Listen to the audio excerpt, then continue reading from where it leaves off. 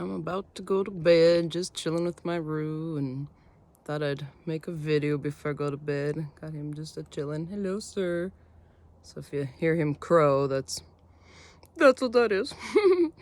I just thought I'd kind of add to my first video I made and just kind of give a, what got me to this point.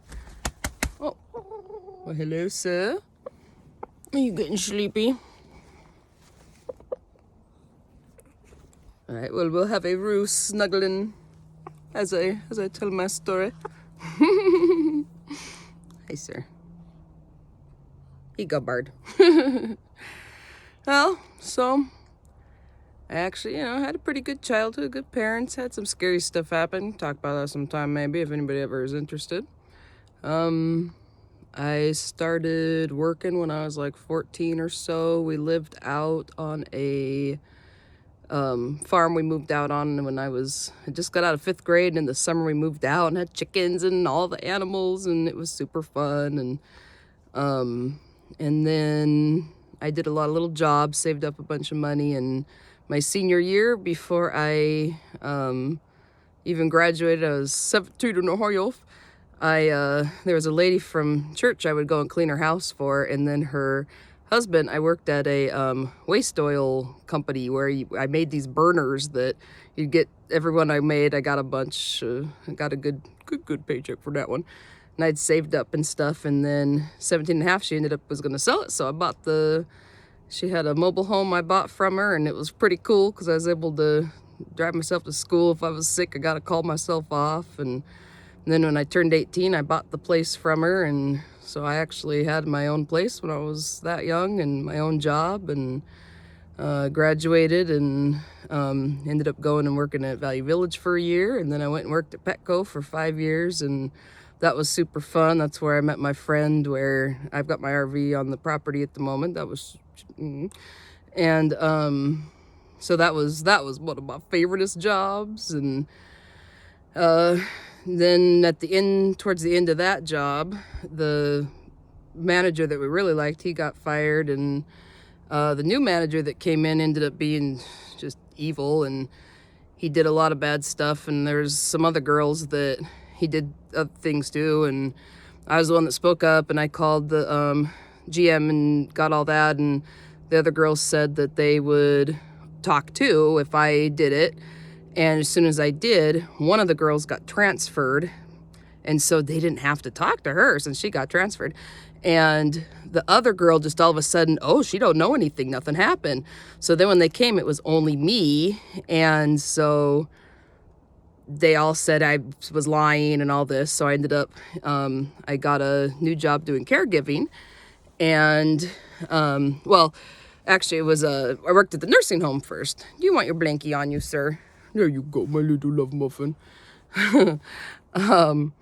So one of the other guys that worked there, he had already worked at the nursing home, and so he helped me get my NAC license and got a job there, and that was fun. I went and worked at the nursing home with them for a year, and oh man, working in a nursing home, oh, I do not recommend it unless you've got they need help. So but it is not an easy job. It is very hard. There's just not enough care.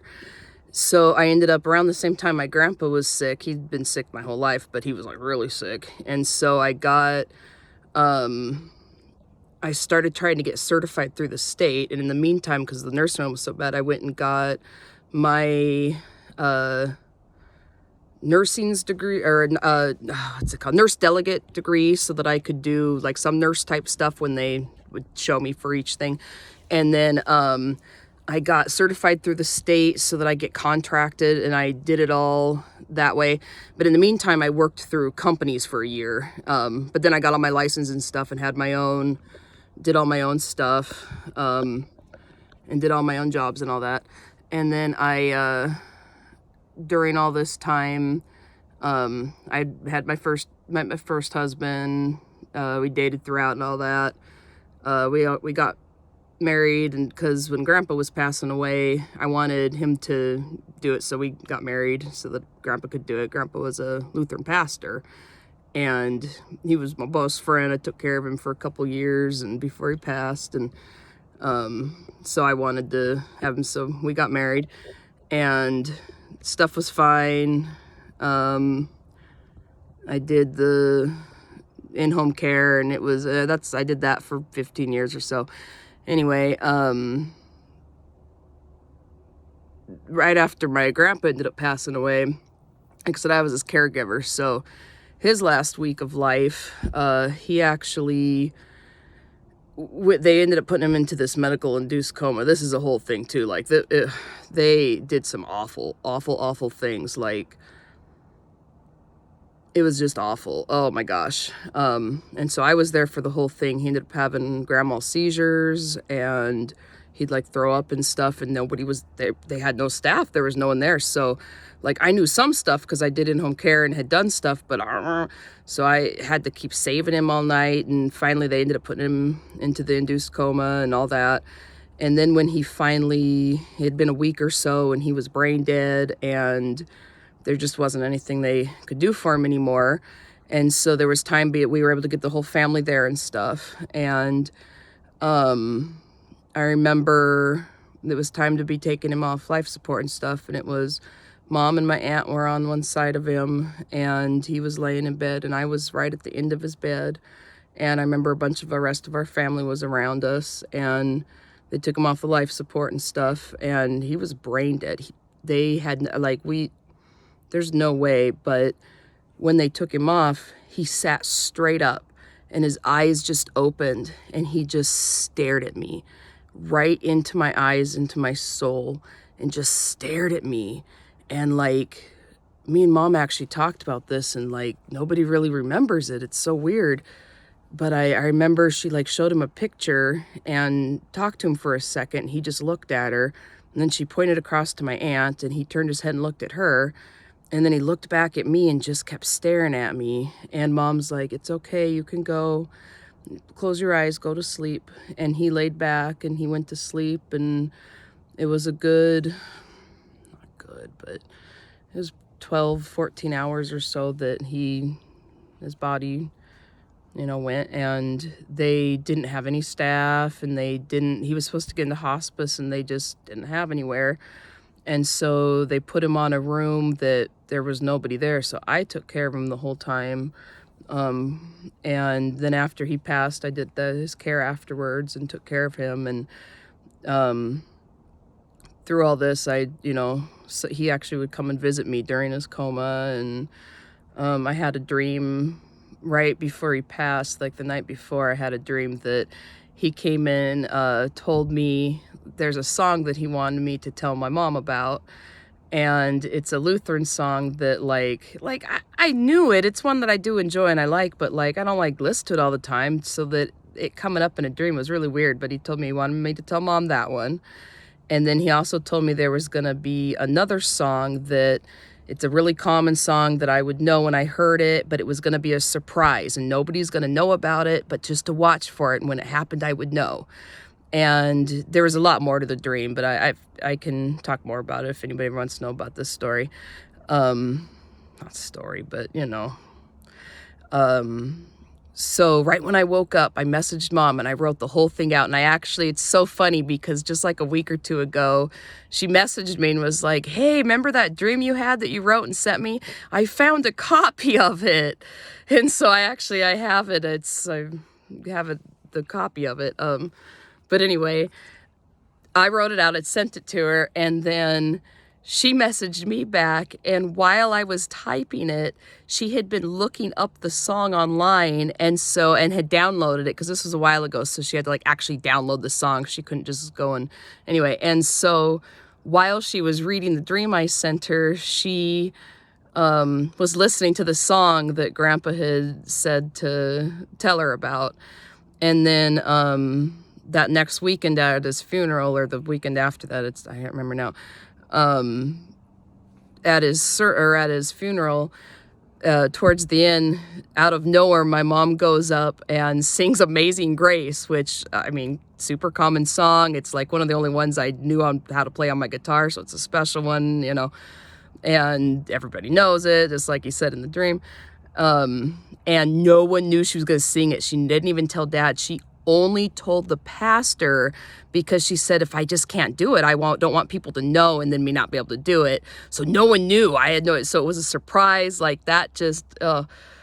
So anyway, after that all happened, I ended up getting divorced, and during that divorce, everything was awful. And then, there ended up being, I was really young. I just lost my grandpa. My mom wasn't doing super great after this. I mean, she's awesome now, but she was, you know, things were hard. Like, I can't remember everything because it was so many things, just awful, horrible things all at once that it's so much.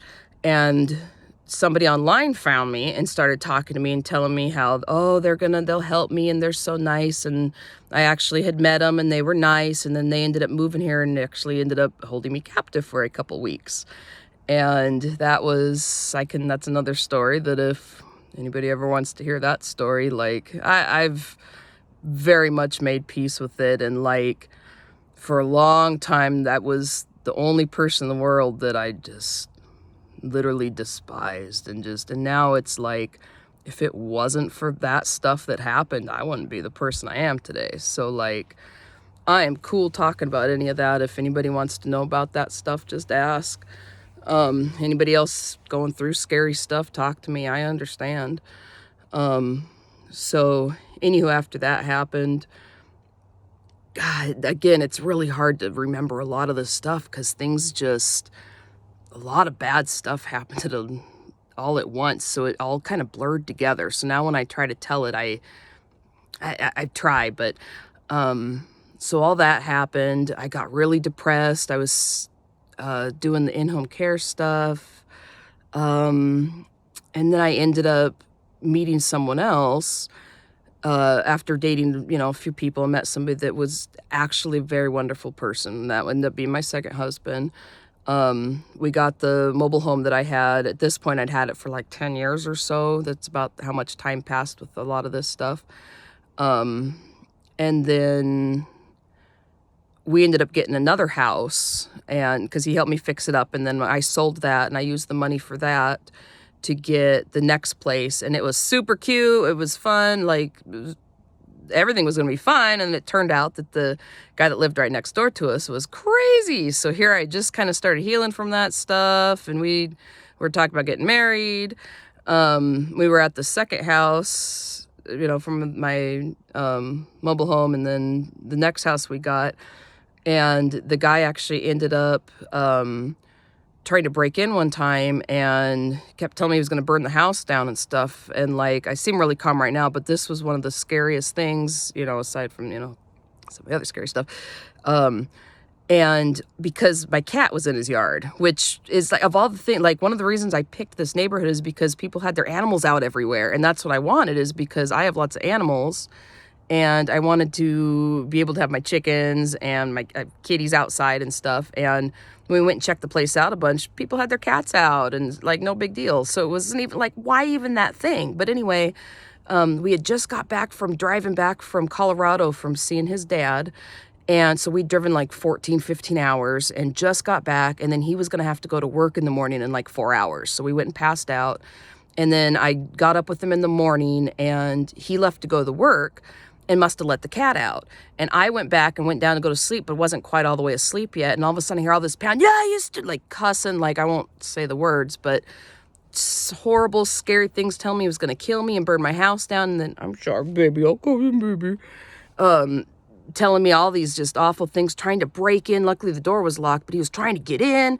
And I was like super scared and I didn't know what to do. I was like half asleep. So I called Mom first and she's like, oh my gosh, call the police. And so I hung up and I called the police and she called the police. Took them a while to get out there. She came over and actually got there before the police. And as she was trying to come in, by then the neighbors had all come and pulled him off the lawn and they were all holding him down and stuff because he was trying to still break in and screaming at me this whole time because my cat touched his yard. And So as mom went in, they had to hold him back while he tried to attack her as she came in the house, which she should have just stayed in her car, but she was, you know, she's coming in to protect me. And then so I called the police back and told them that, and they got there faster, and they got there, and he went straight to them and told them how he was wanting to kill me and that cat of mine and all this stuff. And they were like, oh, calm down. That's, you know, it's like, and when I told them, they came and asked me what happened. I told them, and they're like, I was like, he was trying to break in. They're like, but did he actually break in? I was like, well, I guess he didn't, you know. They're like, well, since he didn't break the door handle and actually break in, there's nothing we can do. And I was like, but I live next to this guy.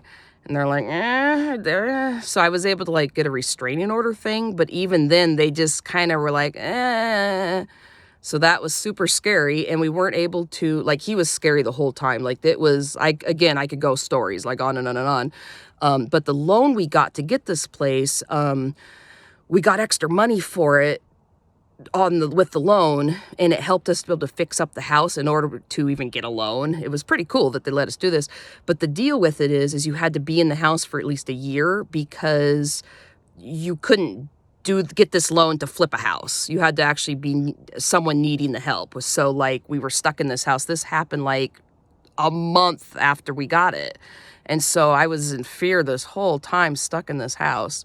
And during this time, oh man, again, a lot of bad stuff happened.